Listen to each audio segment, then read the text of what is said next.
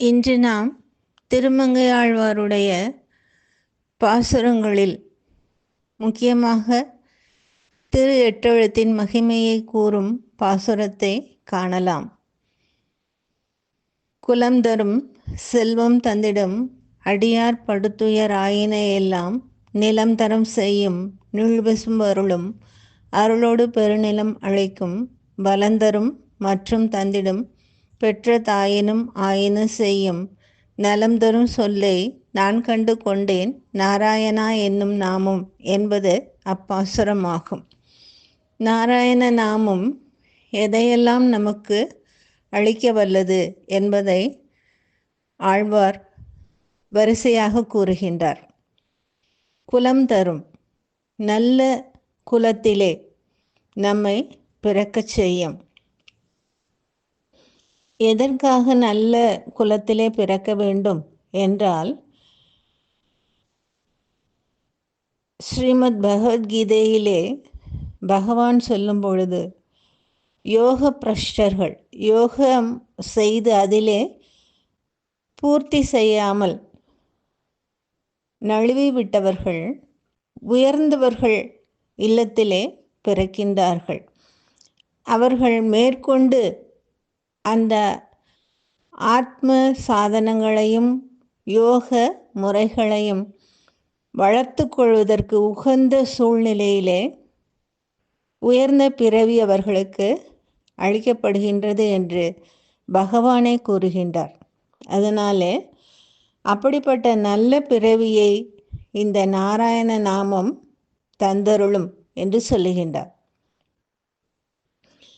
இது சொல்லும் பொழுது ஒரு சிறிய கதை. நாரதர் விஷ்ணுவிடத்தில் கேட்கின்றார், பகவானே, உன்னுடைய நாராயணா என்ற நாமத்தின் பெருமை என்ன என்று. பகவான் நேரடியாக பதில் சொல்லாமல், நீ இந்த காட்டுக்குள்ளே போனால் அங்கே ஒரு புழு இருக்கின்றது, அதனிடத்தில் கேட்டால் பதில் சொல்லும் என்று சொல்லுகின்றார். அதே போல நாரதர் வருகின்றார். புழுவை கேட்டவுடனே அது இறந்து போகின்றது. அடுத்து ஒரு பட்டாம்பூச்சி இடத்துல போய் கேட்க சொல்கின்றார் பகவான். அதே போல வருகின்றார். பட்டாம்பூச்சி அழகாக சிறகடித்து பறந்து கொண்டிருந்தது, விழுந்து இறந்து போய்விடுகின்றது. அடுத்து ஒரு சிறிய அழகிய பறவையை கேட்க சொல்கின்றார் பகவான்.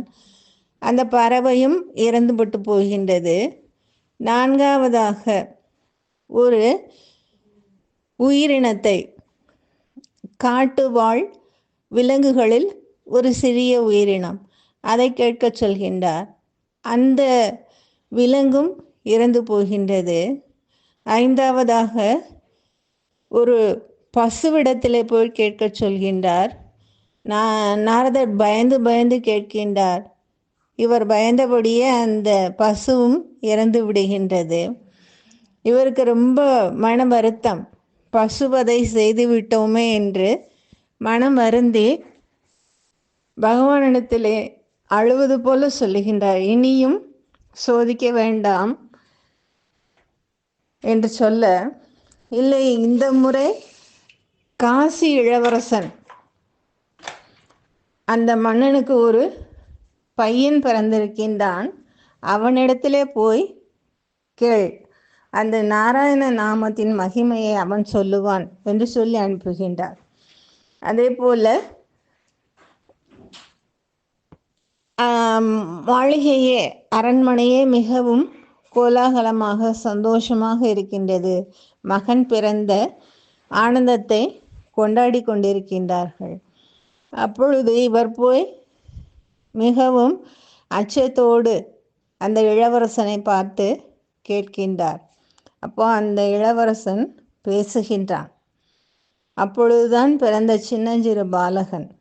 அவன் சொல்லுகின்றான், புழுவாக இருந்தது, பட்டாம்பூச்சியாக இருந்தது, விலங்கினங்களில் ஒன்றாக இருந்தது. இப்படி ஒரு பரிணாமமாக நான் நல்ல குலங்களில் பிறந்து கொண்டே வந்தேன். இப்பொழுது ஒரு அரச குடும்பத்திலே பிறந்திருக்கின்றேன். நீங்கள் திரும்பவும் அந்த நாராயண மந்திரத்தின் பொருள் என்ன, அதன் பெருமை என்ன என்று கேட்டதால் அதை உங்களுக்கு சொல்லிவிட்டு அதனுடைய முக்கியமான மிகப்பெரிய பயனாகிய ஸ்ரீவைகுண்ட பிராப்தியை அடைகின்றேன் என்று சொல்லிவிட்டு இளவரசனும் இறந்து போகின்றான்.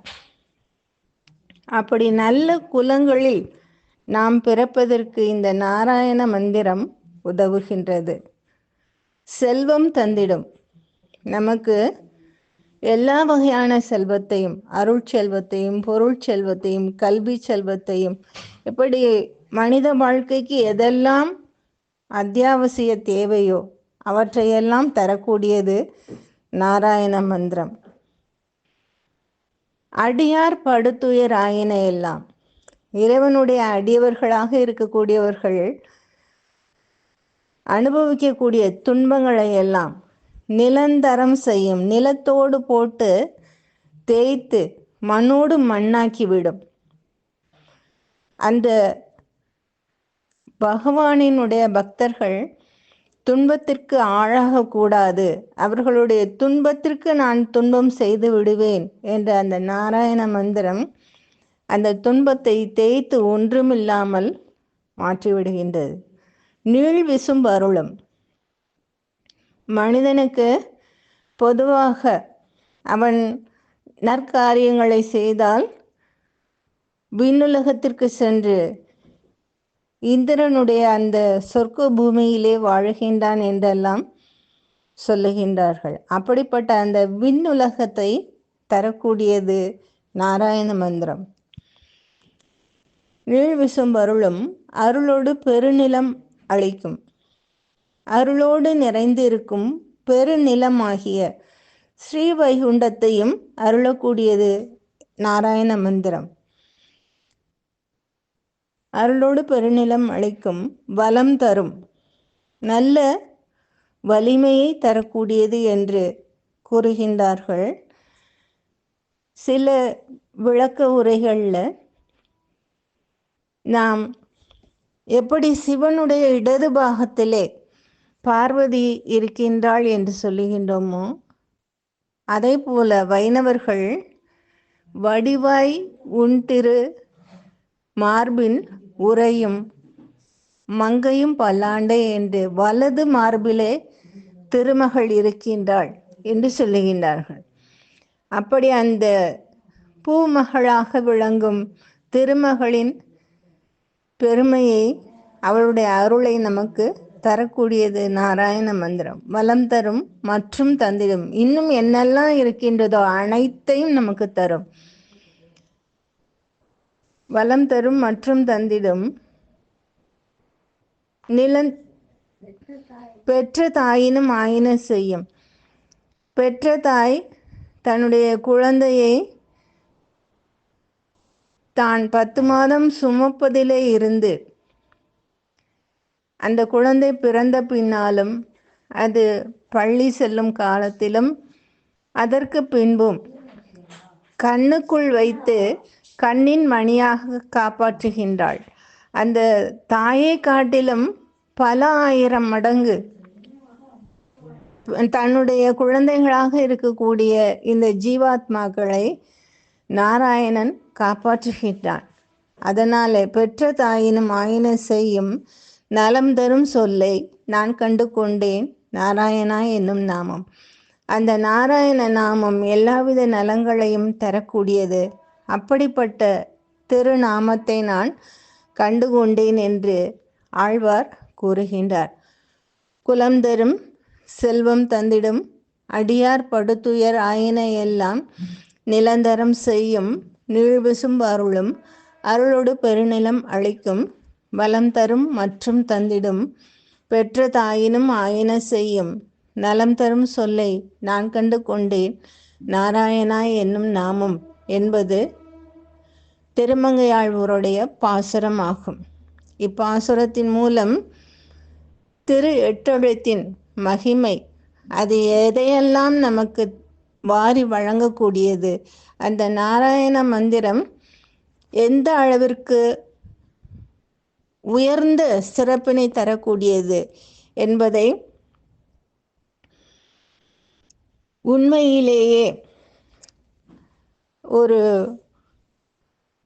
1500 ஆண்டுகள் அல்லது 1200 ஆண்டுகள் முன்னால் வாழ்ந்த ராமானுஜாச்சாரியாருடைய வாழ்க்கையின் மூலமாகவும் நாம் தெரிந்து கொள்ள முடிகின்றது.